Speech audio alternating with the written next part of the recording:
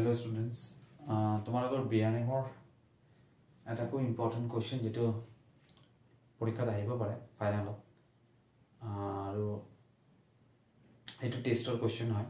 এই কোৱেশ্চনটো আজি মই এনালাইসিস কৰিম উইথ সলিউশন সো অলপ ভালদৰে বুজি লবা কোৱেশ্চনটো হল এনেকুৱা suppose a company claims that their new smartphone has an average battery life of 12 hours ঠিক আছে এটা কোম্পানিৰ মানুহে কৈছে যে এটা নতুন এটা স্মার্টফোন আহিব মার্কেটত এটো এভারেজ ব্যাটারি লাইফটো কিমান দি আছে 12 ঘন্টা এতিয়া কথাটো হল কনজিউমার গ্ৰুপ টেষ্ট 100 ফোনস একটা ফোন হিয়াতে স্টাডি কৰিছে and finds that average battery life is 11.8 hours with known population standard deviation ইমান তো ফার্স্ট কথাটো হল যে তোমার কি স্যাম্পলৰ সাইজটো কিমান আহিছে স্যাম্পলৰ সাইজটো ইয়াতে কিমান দি আছে 100 যদি স্যাম্পলৰ সাইজ 30 ৰ পৰা বেছি হয় তেনেহলে ইয়াতে আৰু কোনো ডাউট নাই কি টেষ্ট হ'ব জেড টেষ্ট তো আমাৰ এটো জেড টেষ্ট দি কিনে সলভ কৰিব লাগিব এটো আমাৰ শিওৰ এন্ড সাৰ্টেন হৈ গল আমি এটো সলভ কৰিম কি দি কিনে জেড টেষ্ট দি কিনে এতিয়া কথাটো হল যে জেড টেষ্ট দি কিনে যেতিয়া তুমি সলভ কৰিবা তো জেড টেষ্ট দি কিনে কৰা বা টি টেষ্ট দি কিনে কৰা আমাৰ হাইপোথিসিস ফ্ৰেম কৰিব লাগে হাইপোথিসিস এটা নাল হয় এটা হল কি অল্টারনেটিভ তো let H naught be the null hypothesis. Null hypothesis to claim করে যে যেটো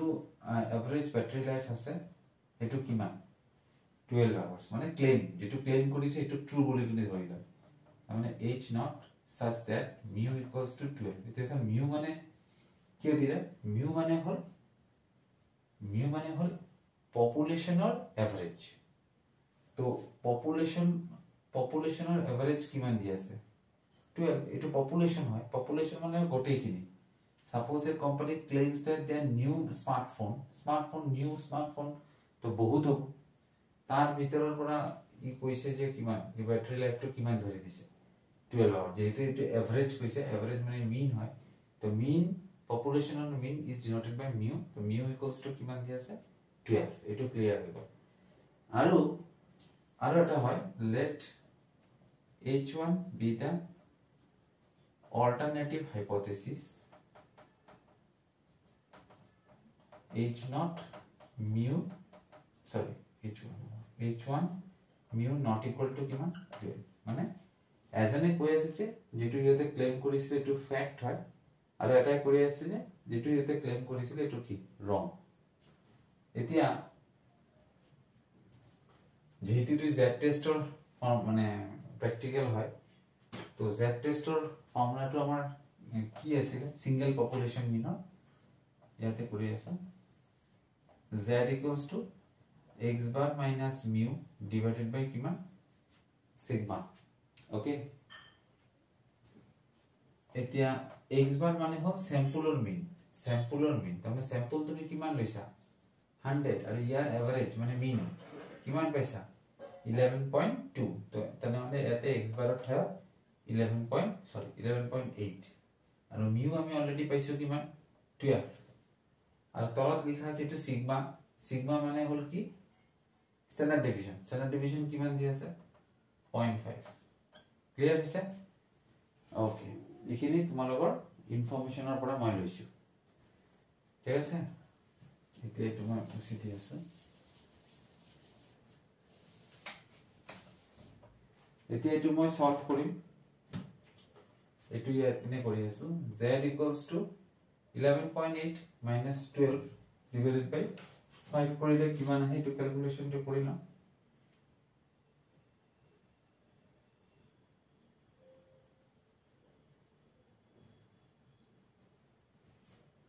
তোমাৰ আছে কিমান 11.8 minus 12 to negative what I said divided by কিমান 0.5 তোমাৰ আছে কিমান টোটাল কৰি কিনে মোৰ আহিব মাইনাসত আহিব মাইনাস পইণ্ট কিমান 5 এটো হল ৰিজাল্ট এতিয়া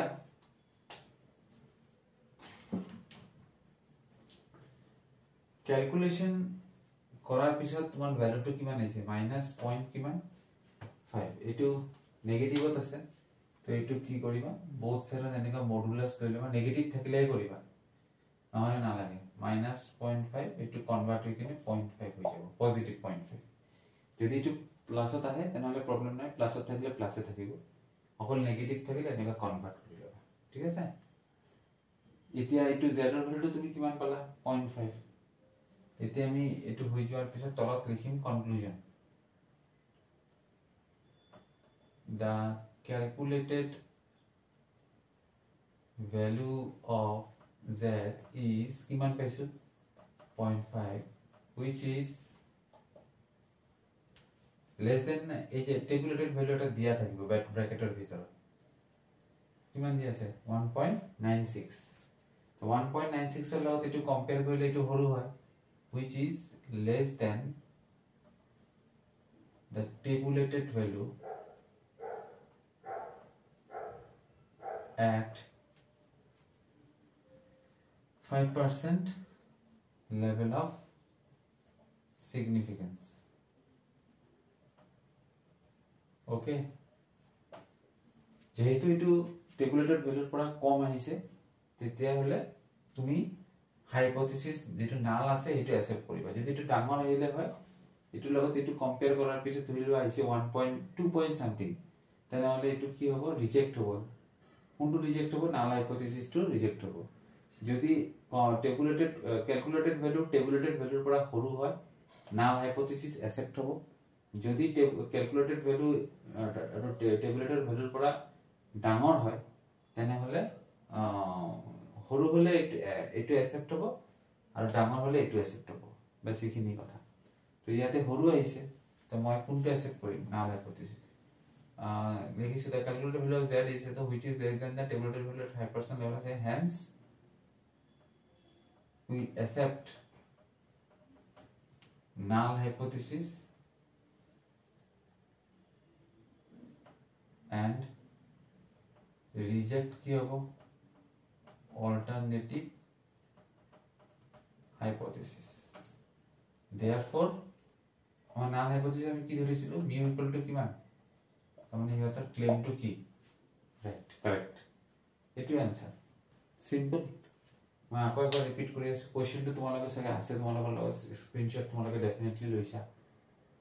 তাতে দিয়া আছিল যে এটা কোম্পানী আছে ইয়াতে স্মার্টফোন বনায় ইয়াতে ক্লেম কৰিছিল যে ইয়াৰ পপুলেশনৰ যেটো মিন আছে হেতু কিমান হ'ব 12 তো আমি এই মতে কি কৰিছো এটা হাইপোথিসিস লৈছো yes year claim to right এটা লৈছো ইয়াৰ ক্লেম টু কি ৰং তাৰ পিছত আমি চেক কৰিলো যে এটো কোনটো মেথড দিকেনে কৰিব লাগিব মেথড বহুত আছে আমি চেক কৰিলো যে ইয়াতে স্যাম্পল লৈছে নেক্সট লাইনত 100 স্যাম্পল লৈছে তো 100 স্যাম্পল লোৱাৰ লগে লগে স্যাম্পল সাইজটো 1 ৰ পৰা 30 ৰ পৰা বেছি হৈ যোৱাৰ লগে লগে এটো আমাৰ কি হৈ যাব কি টেস্ট হ'ব z টেস্ট এতিয়া z টেস্ট হতে সিঙ্গেল পপুলেশন মিন হয় সিঙ্গেল মানে এটাই কোম্পানিৰ স্মাৰ্টফোনৰ কথা কৈছে দুটা কোম্পানি নহয়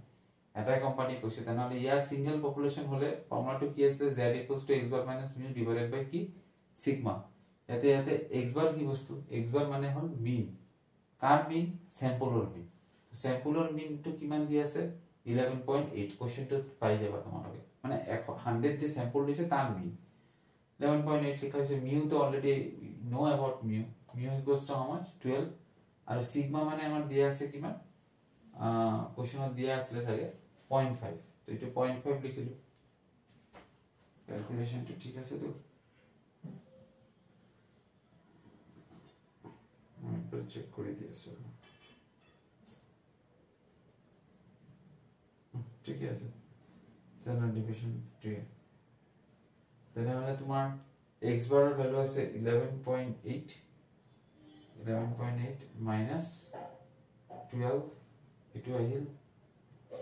0.2 divided by কিমান 0.5 0.4 okay the 0.2 divided by 0.5 0.4 over it 0.4 to correction করে লবা তো